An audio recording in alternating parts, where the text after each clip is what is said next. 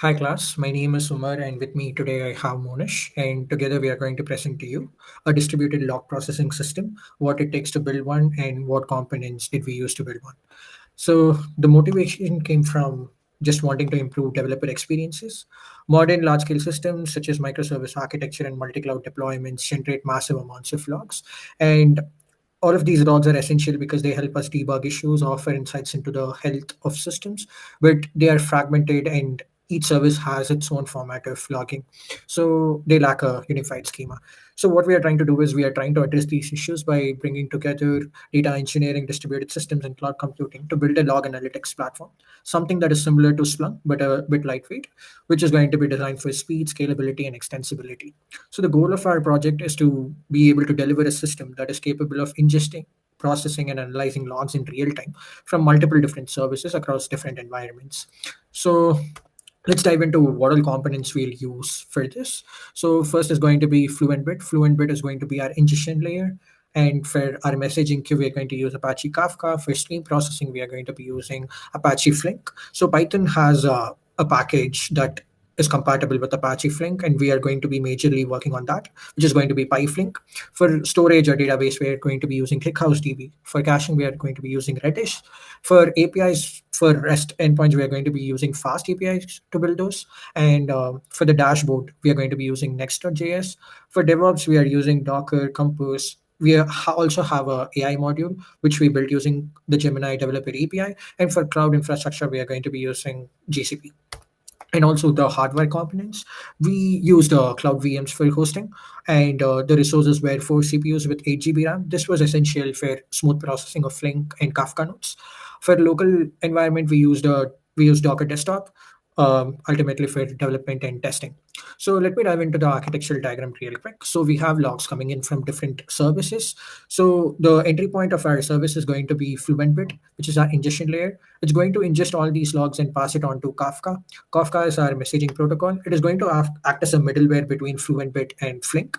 So Kafka also, like FluentBit operates at a different rate and Flink operates at a different rate, right? So Kafka is going to be a middleware that is going to buffer data between them. Flink is our processor. All your processing logic is housed in Flink.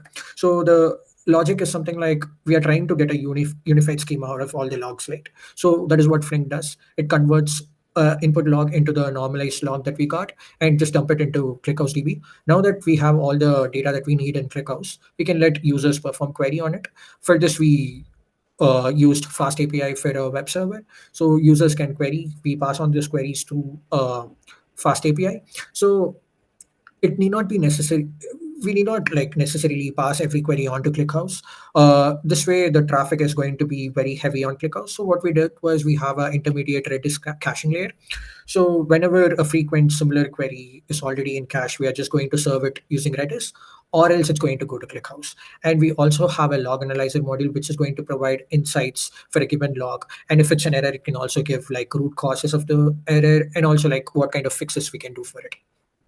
So these are just the interactions that I just listed through the architectural diagram. Now I'll pass it on to Mohnish for a demo of our application. Thank you so much, Umar. Let me just quickly dive into the demo right away. Before starting the actual demo, I'm just going to verify if every component is set up properly. So we have this Docker Compose file where we have all the components such as Kafka, ClickHouse, and Flink and other things. I'm quickly going to run Docker PS, which shows all my services are up. To double confirm it, I'm going to check it in my Docker desktop where all my components, 7 to 8 of my components are active, up and running. So let's go to the first component, which is going to be our database, the ClickHouse database. So this is my ClickHouse database, and then I'm going to show the list of tables that I've created. So I created one table called logs, which will have all the information related to my logs. And I'm going to check what is the data right now in this logs table. It says there is no data, which means the number of rows or columns is 0, and I have no data inside it, right? So, and I'm also going to verify my Flink setup, and I'm just going to run Flink list. It says there is a running job, and if I go to my local host, it says there is one running job which is in the state running, and these are my previous completed jobs, right? So we have verified our setup. The Kafka and FluentBit are fine, working fine. Just to verify, this is going to be the Kafka topic that I'm, raw logs is the Kafka topic name. And then I'm going to run fluent bit logs, which also says everything is fine and there are no errors. And it is subscribed to the Kafka topic called raw logs, and it will look for a file called services.log. Now let me go and quickly run a log simulation. So in my runtime, I have a Python script called fake service log writer, which simulates the actual behavior of logs coming from different services. Let me just quickly go ahead and run this particular service. And if I go here, there is a new file created called services.log. So this is an infinite loop which keeps on running and keeps on giving logs of different types. If you can see debug, info, error, and then from a different service like order service, authentication service, we are going to get logs infinitely until we say to stop it. So now that I've got close to 20 to 25 logs, I'm going to stop it. And this will stop my script execution, and I won't have anything new added. Let me get back to the ClickHouse database and run this query again to check if my data is loaded to the database. So let me just quickly debug this. So if I can see there is a Flink list. I'm going to stop this Flink job just to verify if everything is fine. So I've canceled it, and then I'm going to create a new Flink job so that nothing goes wrong. So there is a new job that has been submitted. And if I go back and run it again, I can see 28 logs. So the previous one and together there are 28 in total, and these are the logs that are getting stored in my database. Now let me go to my front end, the dashboard where I can see all my files. So I'm going to run npm run dev, which will redirect to my local host. I'm going to copy the link to this local host and paste it right here. So this is my dashboard, which this is our dashboard which we have built, and there are some filters where we can uh, list our logs at. By default, in the landing page, we'll get all the logs that we received in 24 hours, but we can also list it for 6 hours, 1 hour, or 7 days, right? So let me just keep it to the default of 24 hours, and we can also filter it by the log level. So let's say I want only the errors. I'm just going to see all the errors right here, and if I want to see the debug and similarly other things. So, and the other criteria is based on the service. So let's say I want to check only the logs for auth service. So if I type auth, I'm just going to get all the logs related to authentication service. This is I can set the limit. Let's say if I want just 20 or maybe two. This is just going to show me just 2 logs. And the last one would be, um, just quickly go back and reset the limit. And then these are some stats. This will show me what are the top errors that occurred and the occurrences, the number of occurrences. So this particular error called connection refused to API endpoint occurred 3 times in this particular service.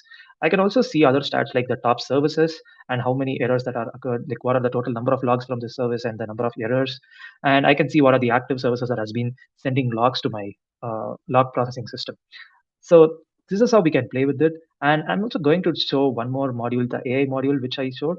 All these logs are clickable. And if I click analyze with AI, the Gemini models is going to process this log, and it's going to give me an explanation what is the root cause and what are the suggested fixes that I can take in order to fix that error, right? And if it is not of a type log or is just a warning, I can still analyze it with AI to understand what is it, an explanation or any other notes or something like that. I can still very well verify it with AI what is it about. And this is my last visualization dashboard, which gives me a distribution of all the errors and other logs related. So it gives me there are 25% errors and 18% are warnings and 32 are just info messages. This is just to get some data and visualize with them. And there is also a bar graph which says me what are the services and what is the error count that is being corresponding. Yep. I think this is it for my demo. I'll give back to Umar to continue. Thank you.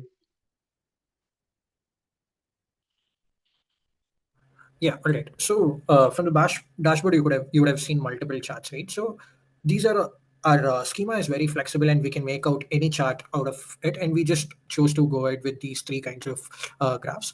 And let's come to the debugging strategy. So majority of our debugging effort went into like integration debugging. Since we have like multiple services running like Kafka, Flink, it's important we test the connectivity between them, right? For that, we just relied on Docker logs and luckily for us, Flink had its own dashboard, which allowed us to go through it for figuring out if there is any issues and stuff.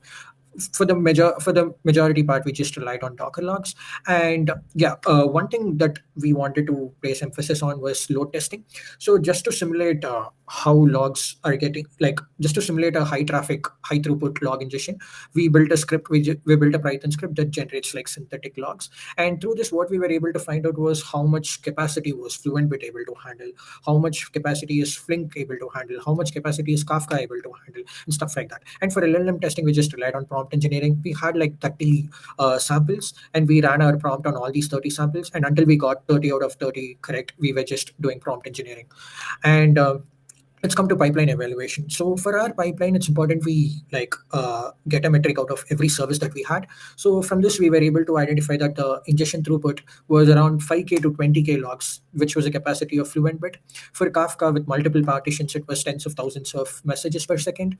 For Flink was able to process around 30,000 events per second with like 2 to 6 parallel workers.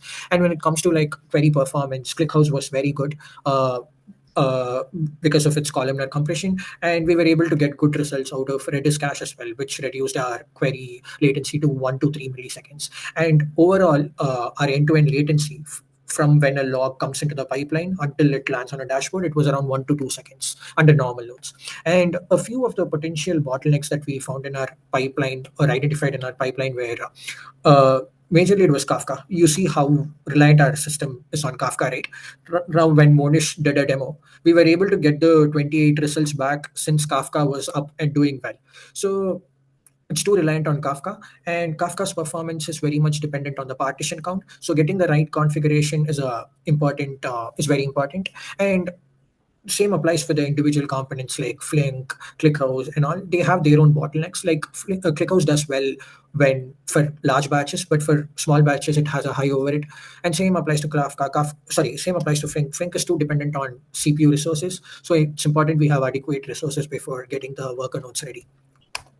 And yeah, nevertheless, we have a full-fledged pipeline with a real-time ingestion capability of 5k to 20k logs per second, and our query latency is also is in the ranges of suboptimal milliseconds, and almost dashboard updates are taking place in approximately 1 second. And also when it comes to like giving AI suggestions, we are 100% accurate so far. And that's it for our presentation and demo. Thank you. Thank you.